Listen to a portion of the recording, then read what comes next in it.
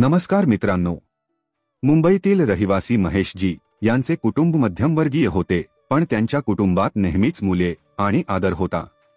त्यांना 2 मुली होत्या, मोठी मुलगी साक्षी आणि धाकटी मुलगी नेहा. साक्षी अभ्यासात जेमतेम हुशार होती, पण सहनशील, मनमिळाऊ आणि अत्यंत जबाबदार होती. आणि लहानपणापासूनच ती तिच्या आईला घरकामात मदत करत होती. पण नेहा मात्र अभ्यासात हुशार आणि खेळकर, अतिशय चंचल स्वभावाची होती. तिच्या हास्याने घराचे वातावरण अगदी प्रसन्न व्हायचे. त्या दिवशी त्यांचे घर विशेषतः तयारीत होते, कारण साक्षीला पाहण्यासाठी एका मुलाचे स्थळ येणार होते. त्यामुळे स्वयंपाकघरात, हॉलमध्ये सगळ्यांचीच खूप लगबग सुरू होती. इकडे साक्षी ही छान हलक्या गुलाबी रंगाची साडी नेसून आरशासमोर तयार होत होती. तेवढ्यात तिची लहान बहीण नेहा खोलीत आली आणि म्हणाली, साक्षी दीदी, तू इतकी घाबरलेली का आहेस? घाबरू नकोस, मी तुझ्या सोबत आहे. आज तू खूप सुंदर दिसतेस. तेवढ्यात दाराची बेल वाजली आणि आदित्यचे कुटुंबात आले. आदित्यचे आई वडील सभ्य आणि सुसंस्कृत होते. सर्वजण ड्रॉइंग रूममध्ये बसले आणि सर्वांची विचारपूस आणि संभाषण सुरू झाले. वातावरण शांत होऊ लागले. तेवढ्यात विमलाजी आणि नेहा चहा आणि नाश्ता घेऊन आल्या. आदित्यच्या आईने नेहाला विचारले, तू काय करतेस नेहा? नेहाने उत्तर दिले की मी शेवटच्या वर्षाला शिकत आहे आणि माझे मार्ल स्टोरेज नावाचे YouTube चॅनेल सुद्धा आहे. मी YouTubeवर कथा देखील सांगते. आदित्यच्या आईने नेहाचे खूप कौतुक केले की आजकालची मुले खूप हुशार आहेत. तेवढ्यात साक्षी छान तयार होऊन ड्रॉइंग रूममध्ये आली आणि खुर्चीवर शांतपणे बसली. तिचा साधेपणा आणि नम्रता तिच्या स्वभावात दिसून येत होती. चहा आणि नाश्ता झाल्यानंतर काही वेळाने आदित्य आणि साक्षीला एकमेकांशी एकांतात बोलण्यासाठी अंगणात पाठवण्यात आले, जिथे त्या दोघांनी त्यांच्या अभ्यासाबद्दल आणि आयुष्यातील त्यांच्या आशांबद्दल चर्चा केली. आदित्य म्हणाला, मला साधेपणा खूप आवडतो. साक्षी हसली आणि म्हणाली, खरे आहे. विश्वासामुळेच एकमेकांचे नाते आयुष्यभर टिकते. पण इकडे बैठकीच्या खोलीत आदित्यची आईची नजर वारंवार त्यांची धाकटी मुलगी नेहाकडे जात होती. सर्वांचे संभाषण संपल्यानंतर जेव्हा महेशजींनी त्यांचे मत विचारले, तेव्हा आदित्यची आई म्हणाली, महेशजी, तुमचे घर, इथले वातावरण, सर्व काही खूपच आल्हाददायक आहे आणि तुमची साक्षी देखील खूप छान आहे. पण खरे सांगायचे तर आम्हाला तुमची धाकटी मुलगी नेहा ही जास्त आवडली. घरातले वातावरण अगदी शांत झाले होते. सगळे एकमेकांकडे पाहू लागले. विमलाजीचा चेहरा फिका पडला. महेशजीचे हात थरथरायला लागले. दारात उभी असलेली साक्षी स्तब्ध झाली आणि नेहाचा चेहरा फिका पडला. आदित्य आईशी काहीतरी बोलण्याचा प्रयत्न करत होता, पण त्याच्या आईने त्याला काहीही बोलू दिले नाही आणि म्हणाली की मी कोणावरही दबाव आणू इच्छित नाही, पण मला पहिल्या नजरेत जे आवडले तेच मी बोलले. आता निर्णय तुमचा आहे. असे सांगून आदित्य आणि त्याचे आई वडील निघून गेले. आता इथे महेशजींच्या घरातील वातावरण जड झाले. विमलाजी म्हणाल्या, अरे देवा, मला हे काय ऐकावे लागत आहे. लोक काय म्हणतील की आमच्या साक्षीत काय चूक आहे? तिचे काय चुकले? साक्षीने तिच्या वडिलांचा हात धरला आणि म्हणाली, बाबा, काळजी करू नका. मी कोणाच्या आवडी निवडीमुळे मी कमी होत नाही. नेहा थरथरत म्हणाली, साक्षी दीदी, हे सर्व माझ्यामुळे झाले आहे. मी शपथ घेते, मला काहीही नको आहे. तुम्ही त्यांना नकार द्या. साक्षीने तिला मिठी मारली आणि म्हणाली, नेहा, अग वेडे, यात तुझी चूक कुठे आहे? पण निर्णय हा काळजीपूर्वक आणि विचार करून घेतला जाईल, जेणेकरून कोणाच्याही प्रतिष्ठेला धक्का लागणार नाही. आता सर्वांच्या मनात हाच प्रश्न होता की स्थळ नेमके कोणासाठी आले होते, मोठीसाठी की धाकटीसाठी?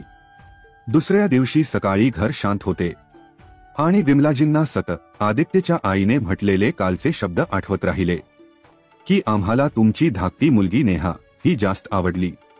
महेशजी वर्तमानपत्र उघडून बसले होते, पण ते वाचू शकले नाही.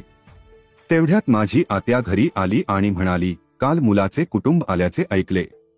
त्यांच्या घरचे सर्व काही ठीक होते का? मुलीला पसंत केले की नाही? विमला म्हणाली, हो आत्याबाई, पाहुणे आले होते. मग दीर्घ श्वास घेत महेशजी म्हणाले, त्यांना नेहा आवडली. आत्याला धक्का बसला. अरे देवा, हे एक अनपेक्षित घडले. प्रस्ताव तर मोठीसाठी होता ना, आता तुम्ही धाकटीसाठी म्हणत आहात.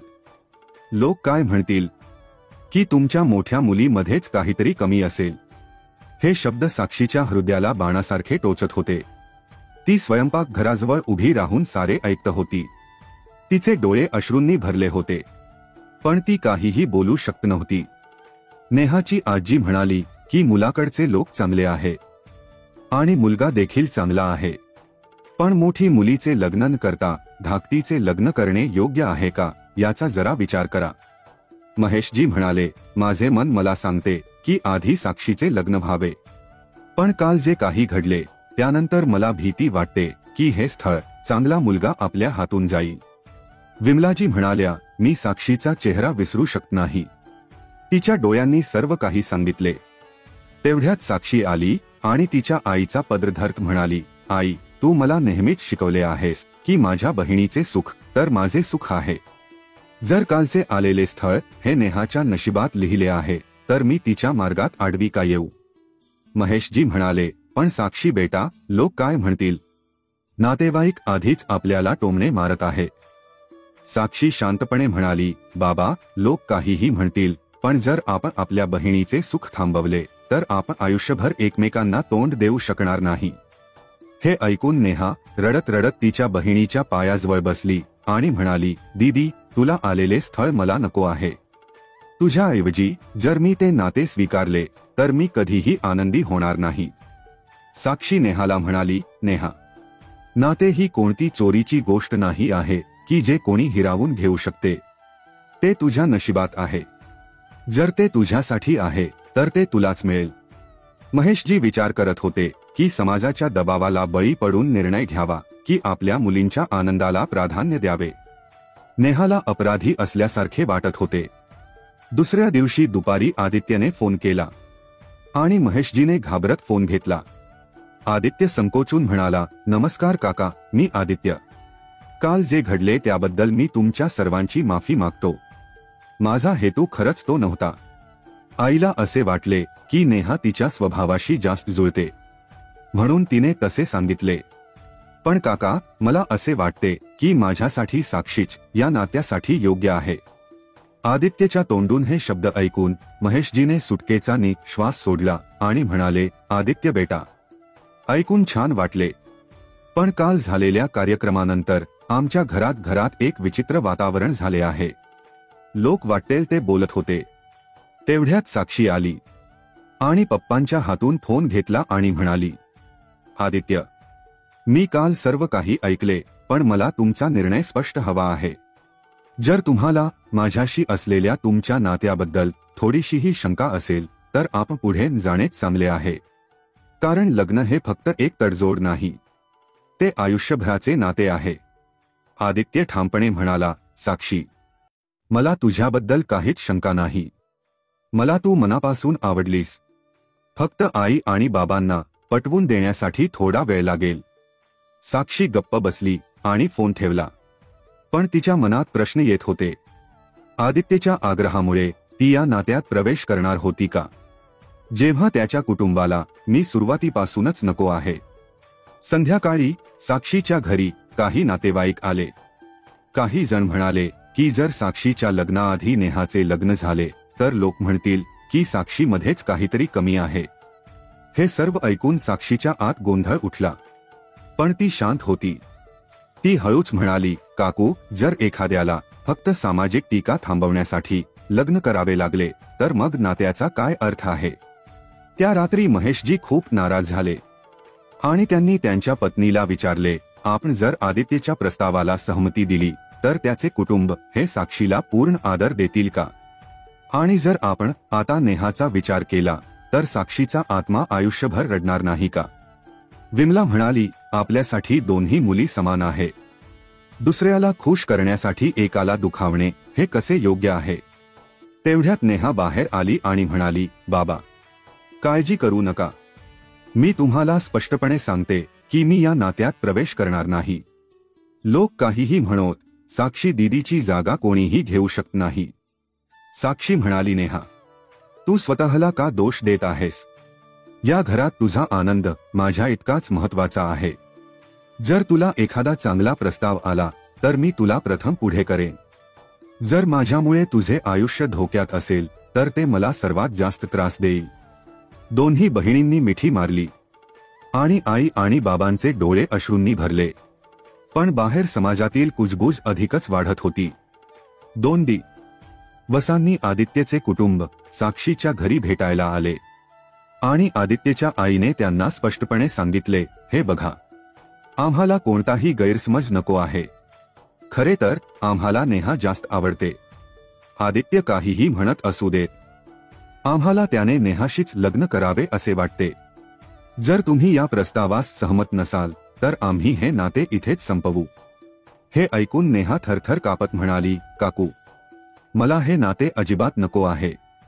मी माझ्या मोठ्या बहिणीचे लग्न झाल्याशिवाय मी हे लग्न करू शकत नाही. आदित्यने लगेच उत्तर दिले, आई, तू हे का करत आहेस? मी तुला स्पष्टपणे सांगितले आहे की मला साक्षी पहिल्या भेटीतच आवडली.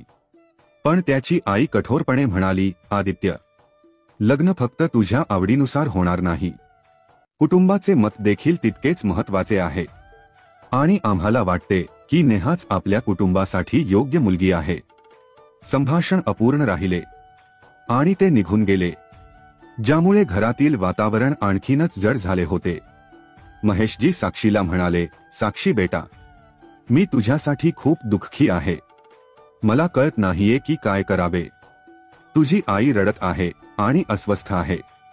नेहा दोषी वाटत आहे आणि नातेवाईक मला टोमणे मारत आहे. मला भीती वाटते की जर आपण हे नाते गमावले तर लोक म्हणतील की आपण मूर्ख होतो. साक्षीने तिच्या वडिलांचे थरथरणारे हात धरले आणि म्हणाली, बाबा, जर तुम्हाला वाटत असेल की या नात्यामुळे नेहाचे जीवन सुरक्षित आणि आनंदी होईल तर काळजी करू नका. आई, तू मला नेहमीच शिकवले आहेस की बहिणीचा आनंद हा सर्वात मोठा आनंद आहे. जर हे नाते माझ्या नशिबात नसेल तर मी हे का स्वीकारू? कदाचित देवाने आमच्या नशिबात तेच लिहिले असेल. नेहा धावत जाऊन साक्षीच्या पाया पडली, दीदी, तुझे बलिदान स्वीकारण्यापेक्षा मी मरणे पसंत करेन. तू माझ्या आईसारखी आहेस. जर मी तुझ्याऐवजी लग्न केले तर मी शांत जीवन जगू शकणार नाही. साक्षी नेहाला म्हणाली, कधीकधी आयुष्य हे आपल्याला अशा टप्प्यावर आणते जिथे आपल्याला स्वतःच्या आनंदापेक्षा कुटुंबाचा सन्मान निवडावा लागतो. दुसऱ्या दिवशी आदित्य हा एकटाच साक्षीच्या घरी आला.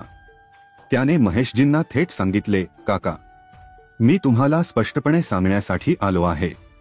मला साक्षी आवडते. मी माझ्या पालकांना अनेक वेळा सांगितले पण ते या नात्याशी सहमत नाहीत. पण मी तुम्हाला खात्री देतो की यापुढे मी माझ्या आयुष्याबद्दल माझे निर्णय मी स्वतः घेईन. मी साक्षीशिवाय दुसऱ्या कोणाशीही लग्न करणार नाही. महेशजींनी म्हणाले, आदित्य बेटा, तुमचे बोलणे ऐकून मला दिलासा मिळाला. पण लग्न हे फक्त 2 लोकांमधील नाते नाही, ते 2 कुटुंबांचे नाते आहे. जर तुमचे कुटुंब या नात्याशी सहमत नसेल तर आमची साक्षी कधीही शांततेत राहू शकेल का?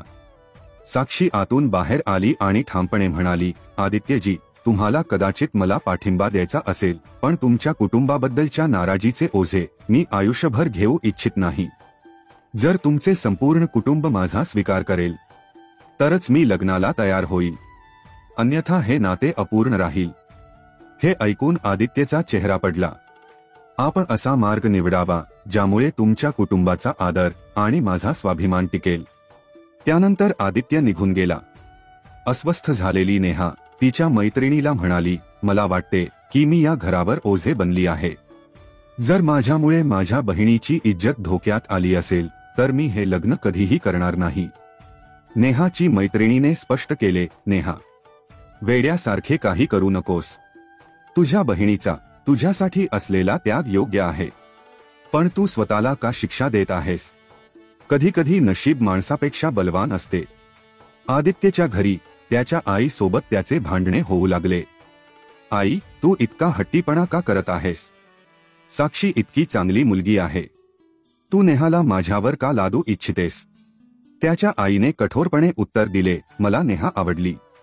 नेहाचा मोकळा विचार आणि मैत्रीपूर्ण स्वभाव आपल्या कुटुंबासाठी परिपूर्ण आहे आणि ती साक्षी खूपच शांत स्वभावाची आहे. आपले नातेवाईक म्हणतील की सून जराही उत्साही दिसत नाही, खूपच शांत आहे. आदित्य ओरडला, आई, लग्न हे नाटक नाही. मी साक्षीवर मनापासून प्रेम करतो आणि माझे मन जे सांगेल तेच मी करेन. त्याच्या वडिलांनी समजावून सांगितले, आदित्य, साक्षी ही एक चांगली मुलगी आहे, पण कदाचित नेहा ही आपल्या कुटुंबाला अधिक चांगली शोभून दिसेल. आदित्य म्हणाला, जर तुमचा आनंद नेहामध्ये असेल तर ठीक आहे. मी माझे आयुष्य जबरदस्तीने जगेन. जर साक्षी माझी झाली नाही तर मी हे नाते स्वीकारणार नाही.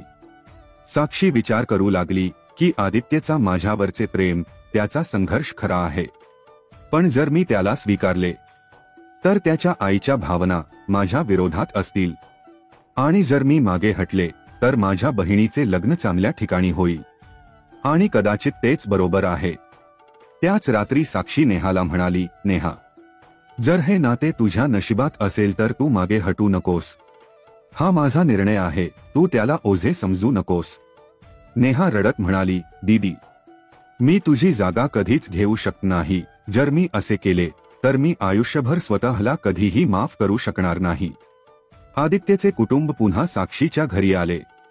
यावेळी आदित्यची आई कठोर शब्दात म्हणाली, आम्ही सर्व काही विचारात घेतले आहे आणि नेहाच आमच्या कुटुंबासाठी योग्य आहे, अन्यथा हा विषय इथेच संपला. खोलीत शांतता पसरली. महेशच्या घरचे सगळे शांत झाले. काय करावे काय नाही त्यांना काहीच कळत नव्हते, कारण एकीकडे आदित्य हा साक्षी सोबतच लग्न करणार असा हट्ट धरून बसला होता आणि दुसरीकडे आदित्यच्या आईला फक्त नेहालाच सून म्हणून स्वीकार करायचा होता. आदित्य आईला म्हणाला, आई, तू मला का जबरदस्ती करत आहेस?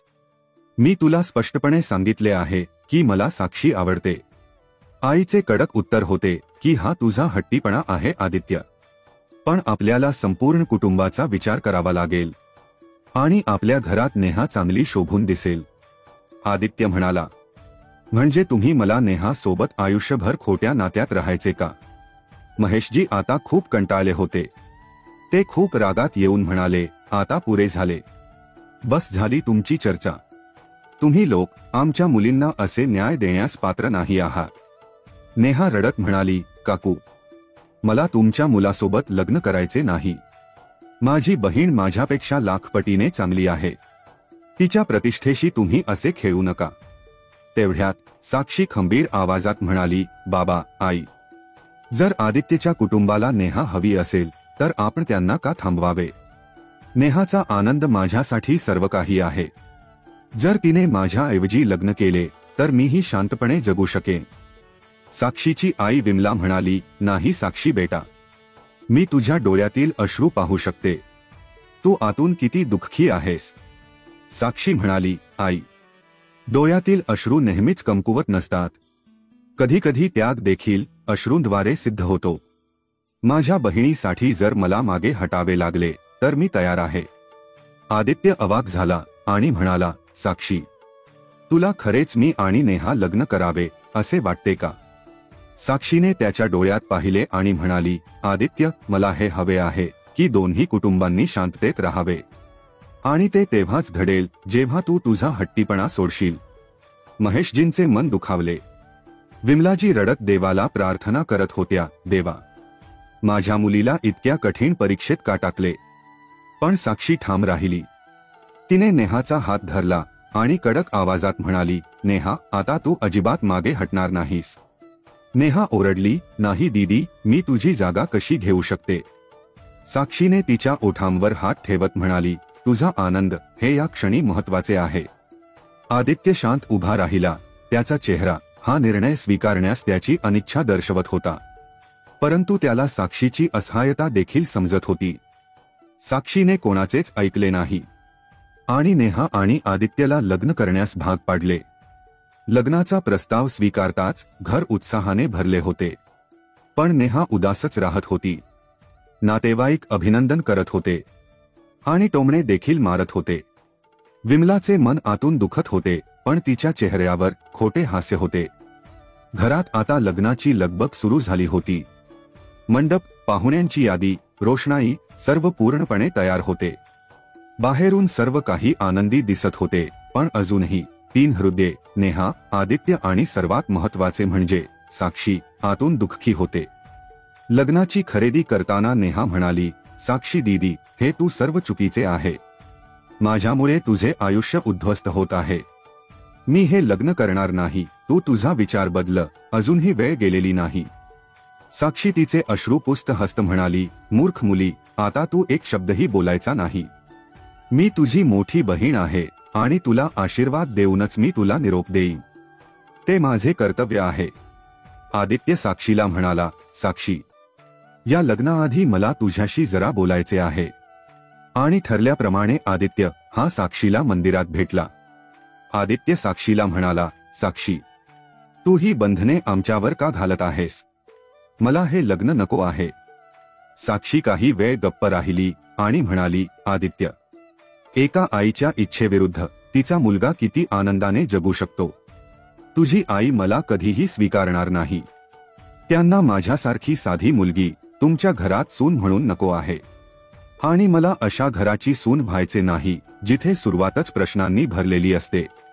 आदित्यचे डोळे ओले झाले आणि म्हणाला, साक्षी, म्हणजे तुला वाटते की मी आयुष्यभर सक्तीचे आयुष्य जगायचे का? साक्षी म्हणाली, मी तुला समजून घेतल्याप्रमाणे ती तुझ्यावर प्रेम करायला शिकेल. तिला एक संधी दे. आदित्य गप्प बसला. त्याच्याकडे कोणतेही उत्तर नव्हते.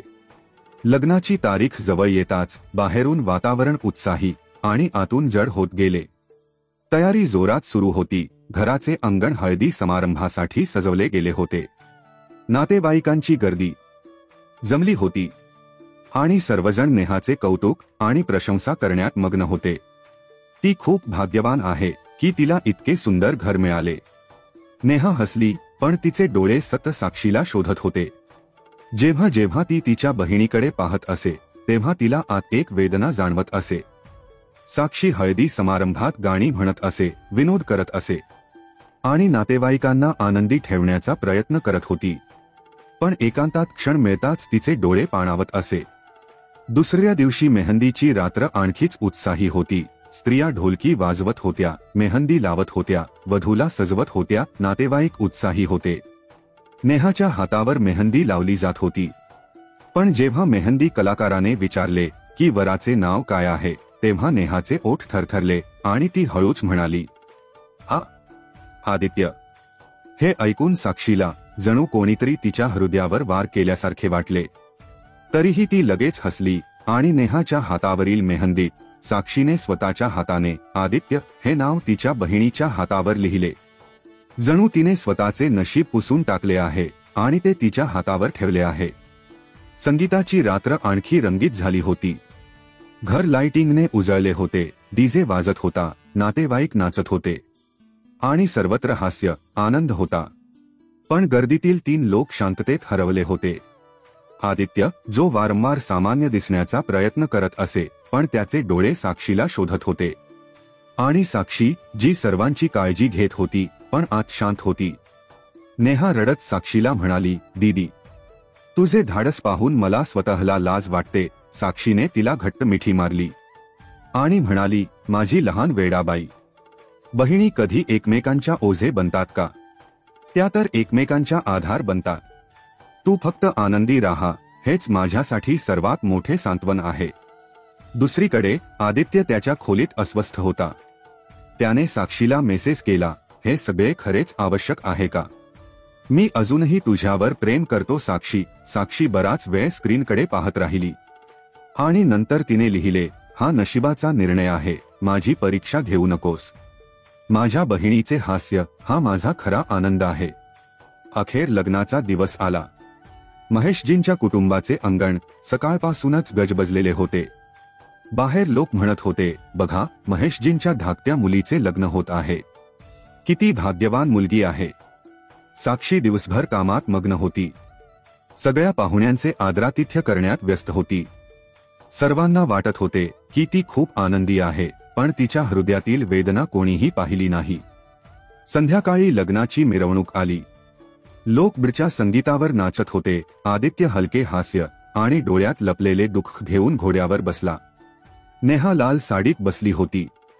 हातात बांगड्या, चेहऱ्यावर खोटे हास्य आणि डोळ्यात अश्रू होते. साक्षी तिच्या शेजारी होती, प्रत्येक विधीमध्ये मदत करत होती.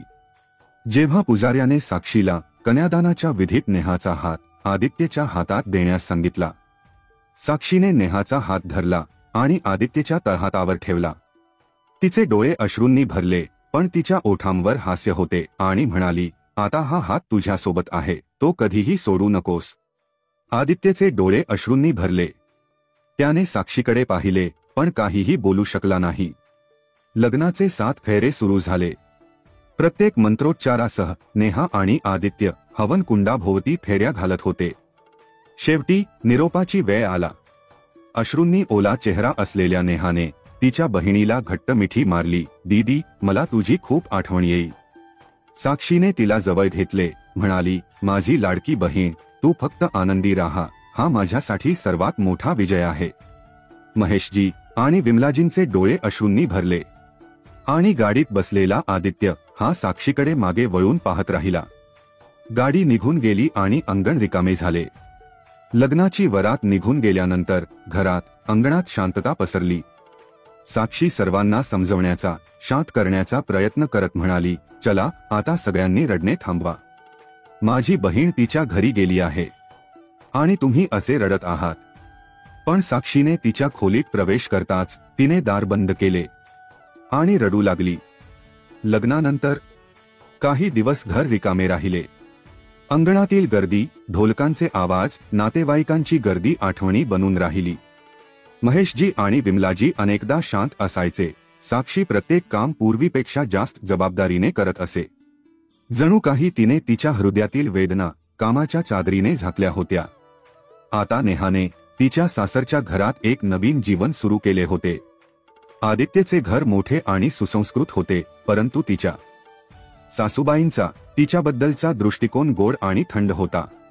सुरुवातीचे दिवस खूप चांगले गेले, परंतु जसजसे दिवस जात होते तसतसे नेहाची अपराधी भावना वाढत गेली. एका रात्री सर्वजण झोपी गेल्यानंतर आदित्य बाल्कनीत उभा होता.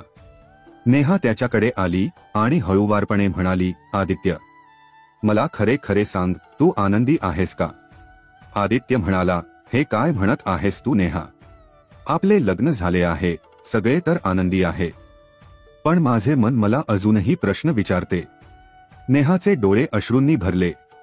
नेहा म्हणाली, मला माहित आहे आदित्य की तुझे हृदय कोणाबरोबर आहे, पण मी तुला वचन देते की मी तुला कधीही एकटे वाटू देणार नाही. मी तुझे जीवन सोपे करण्यासाठी सर्वतोपरी प्रयत्न करेन. आदित्य म्हणाला, नेहा, ही तुझी चूक नाही, ती परिस्थिती आहे जी दोषी आहे. पण सत्य हे आहे की माझे हृदय अजूनही साक्षीसाठी आवाज देत आहे आणि ते सत्य कदाचित कधीच बदलणार नाही. नेहा गप्प बसली. तिचे ओठ थरथरत होते. आतून तिने ठरवले की काहीही झाले तरी ती आदित्यचे मन जिंकण्याचा प्रयत्न करेल, त्यासाठी स्वतःच्या आनंदाचा त्याग करावा लागला तरी. इकडे साक्षी तिचे आयुष्य सांभाळण्यात व्यस्त होती. शेजारचे लोक अजूनही तिला टोमणे मारत होते. लहानीचे लग्न झाले, आता मोठीचे लग्न कधी होणार? महेशजींनी तिच्या लग्नाचा विचार सोडून दिला आहे का? साक्षी या गोष्टींकडे दुर्लक्ष करण्याचा प्रयत्न करत असे, पण विमलाजी अनेकदा तिच्याकडे पाहून विचार करत असे, ही मुलगी बाहेरून खूप मजबूत दिसते, पण ती दररोज आतून किती वेळा तुटत असेल. एके दिवशी महेशजी गंभीर स्वरात म्हणाले, साक्षी, मी तुझ्या लग्नासाठी पुन्हा प्रयत्न करेन. मी आता लोक काय म्हणतील याचा विचार करणार नाही. तुलाही एक चांगले घर मिळाले पाहिजे. साक्षी म्हणाली, बाबा, घाई करू नका. मी लग्नासाठी आता सध्या तयार नाही. मी याचा नंतर विचार करेन. इकडे नेहा आणि आदित्यचे नाते आता एका वळणावर उभे होते. नेहा तिच्या सासरच्यांच्या दैनंदिन दिनचर्येशी जुळवून घेऊ लागली होती. सकाळी उठणे, घरातील कामे करणे, घरातल्या सर्वांशी मिळून राहणे, या सर्व गोष्टी ज्या एका आदर्श सुनेकडून अपेक्षित होत्या. पण तिच्या आत एक शांतता होती जी ती कुणासोबतही व्यक्त करू शकत नव्हती. जेव्हा जेव्हा आदित्य तिला दिसायचा तेव्हा ती त्याच्याशी नजर मिळवू शकत नव्हती. तिची सासू कधीकधी तिला टोमणे मारायची की आम्हाला वाटले होते की तू खूप आनंदी आणि उत्साही असशील, पण लग्नानंतर तू तर शांत झाली आहेस. नेहा हसून म्हणायची, हो आई, मी प्रयत्न करेन. तिला माहित होते की तिच्या शांततेचे कारण तिच्या हृदयात वाहून नेलेले ओझे होते. हे लग्न ज्याने तिच्या बहिणीचा आनंद हिरावून घेतला होता. आदित्य देखील दुहेरी जीवन जगत होता. बाहेरून तो नेहाचा आदर करत होता, पण त्याच्या मनात अजूनही साक्षीच होती. एका रात्री तो विचार करत होता की मी विवाहित आहे, पण माझे मन अजूनही जिथे हे नाते सुरू झाले तिथेच अडकले आहे. मी माझ्या पत्नीला न्याय देऊ शकेन का, की ही अपूर्णता माझ्या आयुष्याचा भाग होईल. इकडे साक्षीच्या आयुष्यालाही एक नवीन वळण लागले. एके दिवशी तिच्या जुन्या कॉलेजच्या शिक्षिका घरी आल्या. संभाषणादरम्यान त्या म्हणाला, साक्षी, तुझा अभ्यास चांगला होता. तू MA करून लेक्चरर का होत नाहीस? तुझे समर्पण आणि साधेपणा मुलांना खूप काही शिकवेल. साक्षीने आश्चर्याने तिच्या आईकडे पाहिले. आई, मी पुढे अभ्यास करू शकते का? विमला लगेच म्हणाली, का नाही बेटा, तुला हवे तसे आयुष्य जग. आम्ही तुला नेहमीच जबाबदाऱ्यांनी बांधून ठेवले आहे. आता तुला जगण्याची वेळ आली पाहिजे. महेशजी सहमत होऊन म्हणाले, साक्षी, तुझा अभ्यास सुरू ठेव. बऱ्याच दिवसांनी पहिल्यांदाच साक्षीच्या ओठांवर एक खरे हास्य उमटले. तिला वाटले कदाचित देवाने तिच्यासाठी एक नवीन मार्ग उघडला असेल.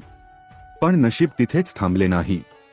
त्याच कॉलेजमध्ये राहुल नावाचा एक नवीन लेक्चरर नियुक्त झाला होता. तो शांत, समजूतदार आणि मोकळ्या मनाचा माणूस होता. साक्षीच्या कष्ट आणि साधेपणाने तो प्रभावित झाला.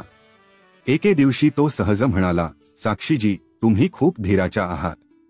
तुमच्या बहिणीचे नुकतेच लग्न झाले आहे असे मी ऐकले आहे.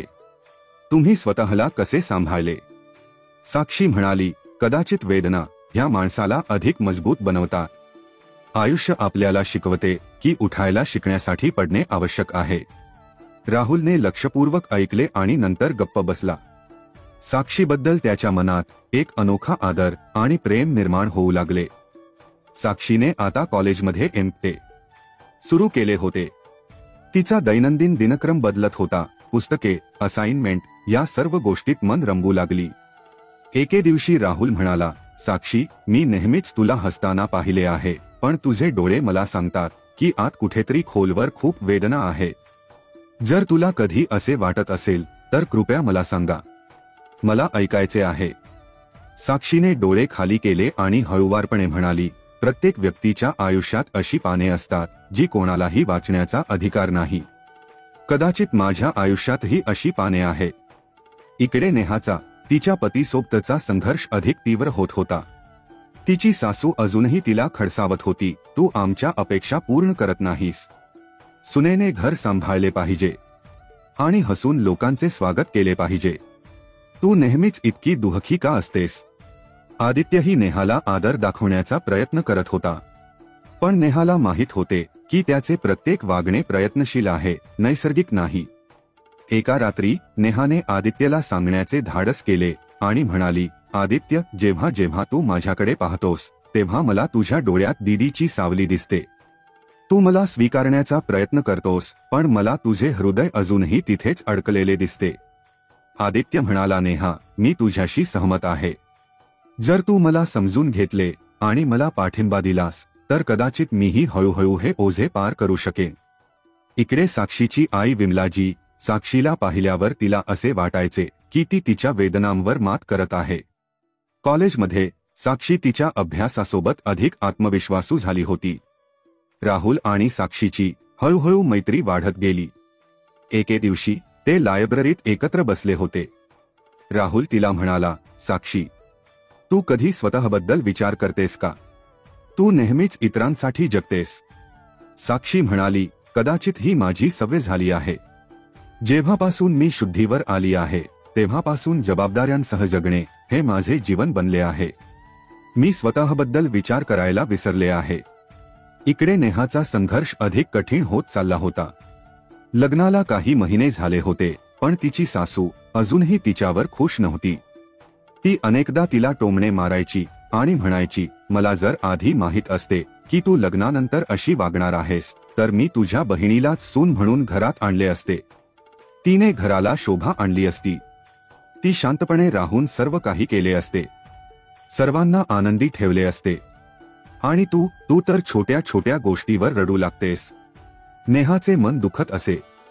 तिला वाटायचे मला माझ्या बहिणीचा त्याग मिळाला आहे आणि आता तिची सावली माझ्या आयुष्यावर ओझे बनत आहे. नेहा तिच्या खोलीत जाऊन रडू लागली. आदित्य तिला रडताना पाहून म्हणाला, नेहा, तू आईकडे लक्ष देऊ नकोस. नेहा म्हणाली, आदित्य, पण जेव्हा माझी तुलना माझ्या बहिणीशी केली जाते आणि दररोज माझा अपमान केला जातो, तेव्हा मी ते कसे सहन करू? फक्त तिची जागा भरण्यासाठी मला या घरात आणले होते का? आदित्य गप्प बसला. त्याच्याकडे कोणतेही उत्तर नव्हते. इकडे राहुलने साक्षीला स्पष्टपणे सांगण्याचा निर्णय घेतला की तो तिला फक्त एक मित्र म्हणून नाही तर एक जीवनसाथी म्हणून पाहतो. एका संध्याकाळी राहुल साक्षीला म्हणाला, साक्षी, मला तुला काहीतरी महत्त्वाचे सांगायचे आहे. साक्षी म्हणाली, काय झाले राहुल? राहुलने एक दीर्घ श्वास घेत म्हणाला, साक्षी, मला माहित आहे की तुझे आयुष्य सोपे नव्हते. तू खूप सहन केले आहेस, पण मी हे देखील पाहतो की तू किती खंबीर आणि खरी आहेस. आणि मला तू माझ्या आयुष्याचा भाग व्हावी अशी इच्छा आहे. हे शब्द साक्षीच्या कानात घुमले. ती थरथरत्या आवाजात म्हणाली, राहुल, प्लीज असे म्हणू नकोस. माझे आयुष्य इतके सोपे नाहीये. माझ्या भूतकाळात अशी काही पाने आहेत जी मी कोणासोबतही शेअर करू इच्छित नाही. तू जर माझ्या आयुष्यात आलास तर तुला ओझे वाटेल.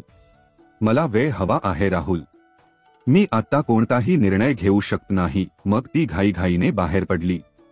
इकडे नेहाच्या घरी तिच्या सासरच्यांशी संघर्ष वाढत गेला. लग्नाला काही महिने उलटून गेले होते.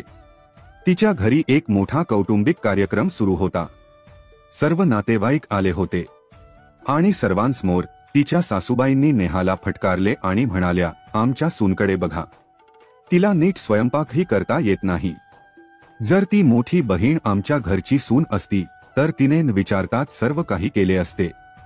ही नेहा आमच्या घरी आल्यापासून ती फक्त रडत आहे. नातेवाईक हसले. कोणीतरी म्हणाले, तुम्ही बरोबर बोलत आहात. नेहाची मोठी मुलगी खूप कुशल होती. हे ऐकून नेहाला पायाखालची जमीन सरकल्यासारखे वाटले. तिचे डोळे अश्रूंनी भरले. आदित्य तिथेच उभा होता. तो रागाने म्हणाला, आई, तू असे कसे बोलू शकतेस? नेहा माझी पत्नी आहे आणि जर तुला तिच्याबद्दल काही तक्रार असेल तर मला सांग. सर्वांसमोर तिचा असा अपमान करू नकोस. पण तिच्या सासूबाईंनी तीव्र उत्तर दिले, गप्प राहा आदित्य. आदित्य म्हणाला, आई, तू सुरुवातीपासूनच तुझ्या निर्णयावर ठाम होतीस. आता सहन कर. नेहा धावत गेली आणि रडत दार बंद केले. तिला वाटले, दीदीने मी आनंदी राहण्यासाठी तिच्या सर्वस्वाचा त्याग केला. पण मी इथे दररोज अपमान सहन करत आहे. हेच माझे नशीब आहे का? त्या रात्री नेहाने तिच्या खोलीत आदित्यला सांगितले, तुझी आई मला कधीच स्वीकारणार नाही. आणि खरे तर हे लग्न माझ्या हृदयावरही एक ओझे बनत चालले आहे. दीदीचा त्याग मला स्वस्थ बसू देत नाही. आदित्यने तिचा हात धरला आणि म्हणाला, नेहा, सगळे बरोबर नाहीये हे मला मान्य आहे. पण आपल्याला तुझ्या दीदीचा त्याग वाया जाऊ द्यायचा नाही. आपल्याला हे आपले नाते शेवटपर्यंत टिकवायचे आहे. नेहाने तिचे अश्रू पुसले, पण तिच्या हृदयातील वेदना आणखी वाढल्या. नेहाने आरशात स्वतःकडे पाहिले आणि हळूवारपणे म्हणाली, दीदी, तू मला माझी जागा दिलीस. पण इथे मला दररोज तुझ्या सावलीत राहावे लागते. मी ना तुझी बरोबरीची आहे आणि ना माझी खरी ओळख. हेच माझ्या लग्नाचे सत्य आहे का? नेहा आदित्यला म्हणाली, मला दीदीशी तुलना करायची नाहीये, पण जेव्हा सगळेजण माझी तुलना दीदीशी करतात तेव्हा माझा आत्मा रडू लागतो. मी या घरात फक्त तिची जागा भरण्यासाठी आले होते. का? आदित्यने तिचा हात धरला. नाही नेहा, तू तुझी स्वतःची ओळख आहेस आणि मी तुला वचन देतो, एके दिवशी सगळे तुला सगळे समजून घेतील आणि माझ्यासारखे पाहतील.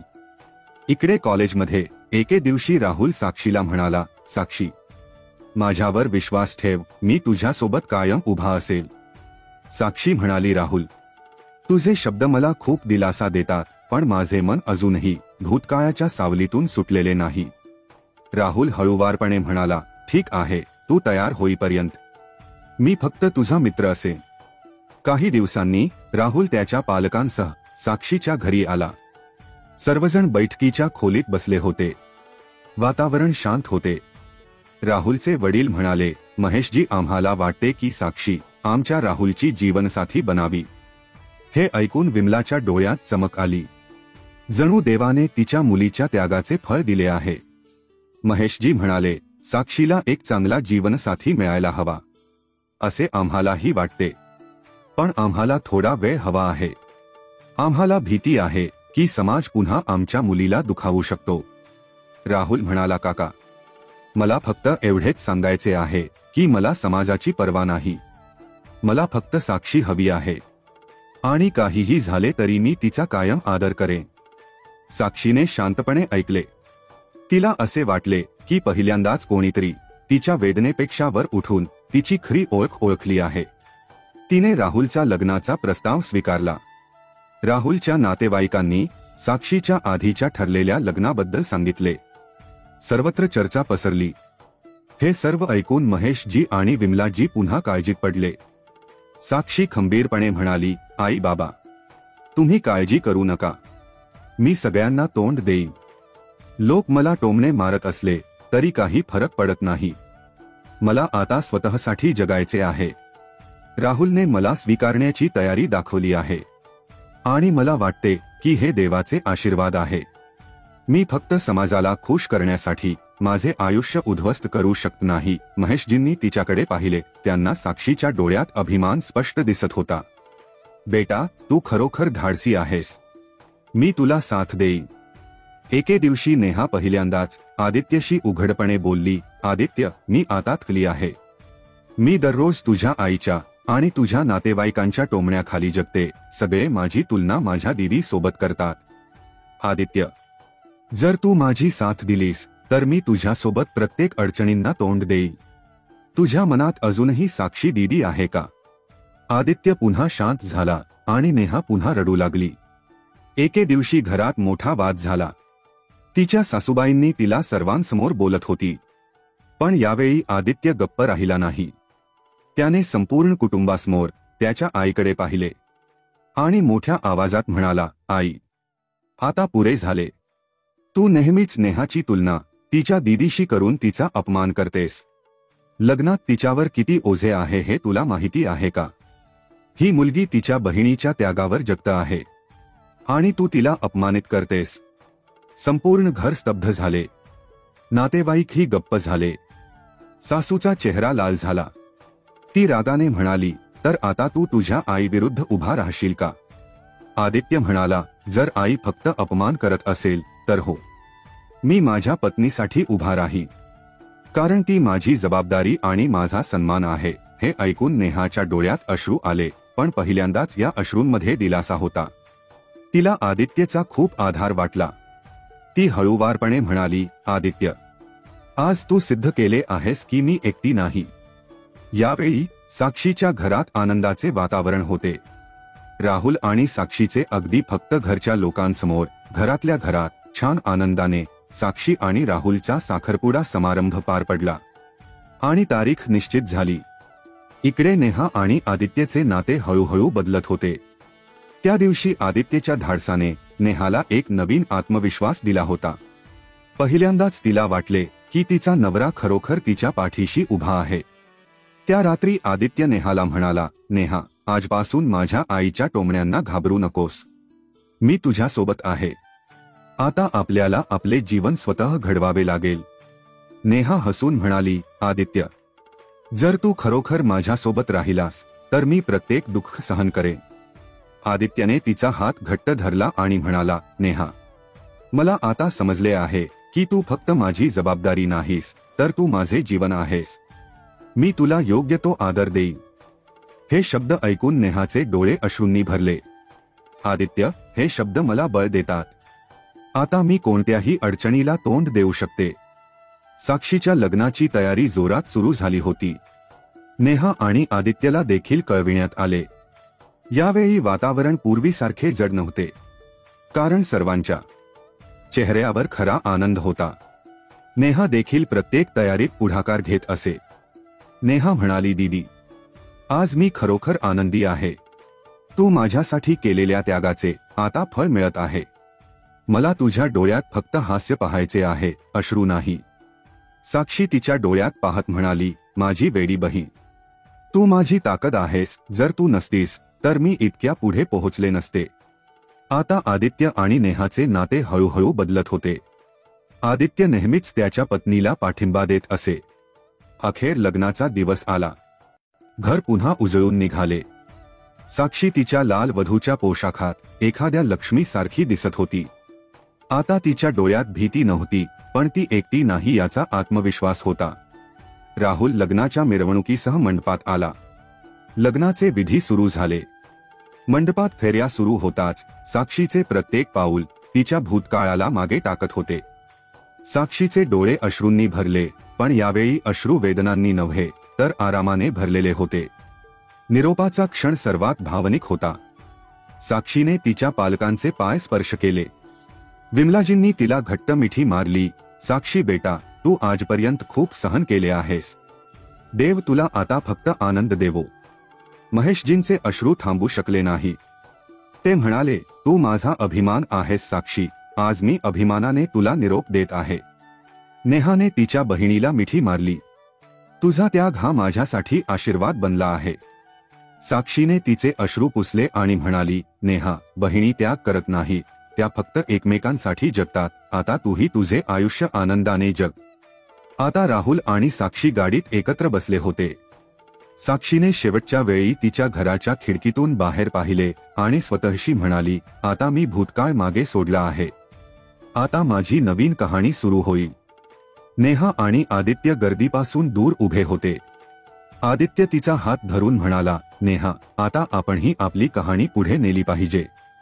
मी तुला वचन देतो की तू आता तुझ्या बहिणीच्या सावलीत राहणार नाहीस, तर प्रत्येक क्षण तुझ्या स्वतःच्या ओळखीने जगशील. मी तुला प्रत्येक पावलावर साथ देईन. लग्नाच्या काही आठवड्यांनंतर महेशजीच्या कुटुंबाचे अंगण पुन्हा शांत झाले, परंतु यावेळी शांततेत एक दिलासा होता. साक्षी आता राहुलची पत्नी बनली होती. तिथे तिला कधीही टोमणे किंवा तुलनांना तोंड द्यावे लागले नाही. राहुलच्या कुटुंबाने तिच्या त्यागाचा आणि साधेपणाचा आदर केला. राहुल नेहमीच तिचा हात धरून म्हणायचा, आता तुझ्या आयुष्यात अश्रू येणार नाहीत, फक्त हास्य असेल. इकडे नेहाचे नातेही दृढ होत होते. आदित्यशी तिचे नाते अधिक घट्ट होत होते. पहिल्यांदाच तिला जाणवले की ती आता फक्त तिच्या बहिणीची सावली नाही, तर तिच्या स्वतःच्या ओळखीने जगत आहे. तिच्या सासूबाईंचे टोमणे अजूनही अधूनमधून येत होते, परंतु आदित्य नेहमीच तिचे रक्षण करत असे. नेहा हळूहळू तिचा आत्मविश्वास परत मिळवत होती. जेव्हा महेश आणि विमला त्यांच्या दोन्ही मुलींकडे पाहून समाधानाचे अश्रू यायचे. आमच्या दोन्ही मुली आता स्वतःचे आयुष्य स्वतः घडवत आहे. हा आमच्या आयुष्यातील सर्वात मोठा विजय आहे. तर मित्रांनो, ही दोन बहिणींची हृदयस्पर्शी कहाणी होती, जिथे मोठी बहीण साक्षीने तिच्या त्यागाने तिच्या धाकटी बहीण नेहाचे जीवन सुंदर बनवले. आणि शेवटी तिने स्वतःचा आनंदही आनंदी केला. आणि शेवटी तिला स्वतःचा आनंद मिळाला. ही कहाणी आपल्याला शिकवते की कुटुंबाचा खरा पाया त्याग आणि प्रेम आहे. आणि बहिणीचे नाते कधीही तुलनेने पूर्ण होत नाही, तर आशीर्वादाने होते. तर मित्रांनो, आपल्याला ही कथा आवडली असेल तर लाईक आणि सबस्क्राईब चॅनेल नक्की करा. श्री स्वामी समर्थ.